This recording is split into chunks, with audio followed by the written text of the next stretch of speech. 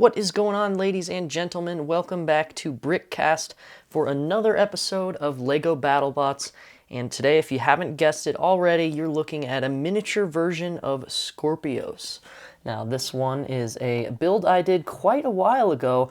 Honestly, I just got kind of bored and thought, what pieces do I have in my collection that I could go ahead and use to build a bot? And I thought Skorpios, with a lot of common black pieces and parts that I thought I had in my possession, could work pretty well for me to just go ahead and build. So I went ahead and I built this version of Skorpios with the actuating arm and the spinner right up here, as well as some wheels.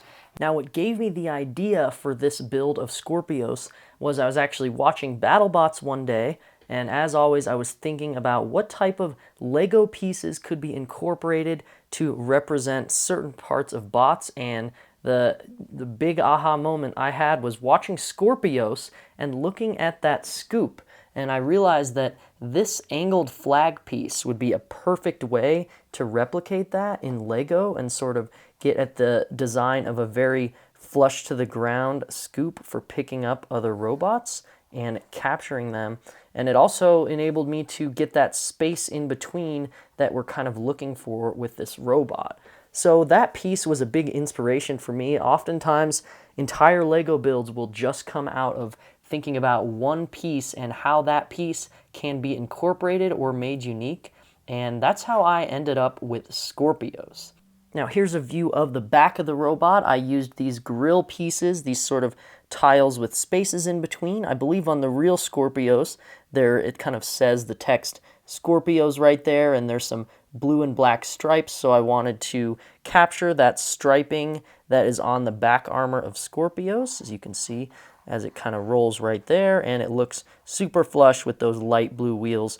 Too bad that these pieces don't come in light blue for the actual saw mechanism and weapon part, but I think it turned out pretty good nonetheless. So now let's take a look at this miniature Skorpios build in a little bit of detail. First off is this piece, which is just the central sort of motor and weapon node of Skorpios, just the main point of Skorpios' body. You can see how it's connected with a bracket and two of these axle brackets on the bottom, just a nice easy connection where actually this space is used for the front bumper. Decided to build it asymmetrically just because if you look at the real Skorpios, it's not totally smooth.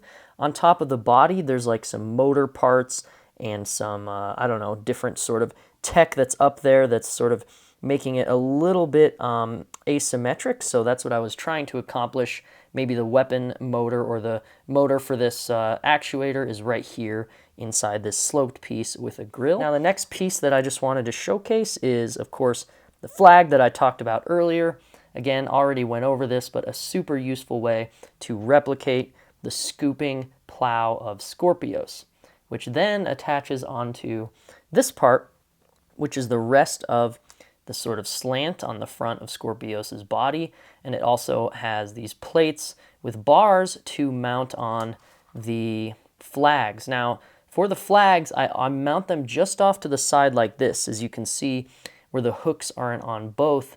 And the reason I do that is to actually capture that little bit of space that's in between both parts of Skorpios on the actual robot, so that they're slightly offset, and even though they're only hooked on once, they're kind of wedged right here. That keeps it pretty sturdy. And then finally, just my favorite little nifty piece of the build, these light blue tires. I think this is a really cool color, and you don't see this sort of light blue wheel on any builds that often, really. It's a unique color for Lego, and I think it's a unique piece on this axle. So let's just get everything put together, starting with the regular body module. We'll attach that right here to the front. Now we're starting to see the more full Skorpios come together with the scoop, and then we can position the wheels on the side. And now we have the full Skorpios robot built up and looking ready for battle. So that's it for this installment of LEGO BattleBots. I think Skorpios turned out to be a really nice looking, simple build. You know, there's not too many complicated techniques going on here. It's pretty much just some lateral building and using these hinges to accomplish the wedge scoop. But for a build that can be made up of a lot of really common pieces, I think it turns out nicely and it fits rather well together with the remainder of the BattleBots family. I think, again, my favorite part is those angled flags working as the wedge. It just goes to show that sometimes one piece can give you an epiphany and help you bring something to life in LEGO. So thank you so much, guys, for watching. This has been Drew with Brickcast with another LEGO BattleBot. Until next time.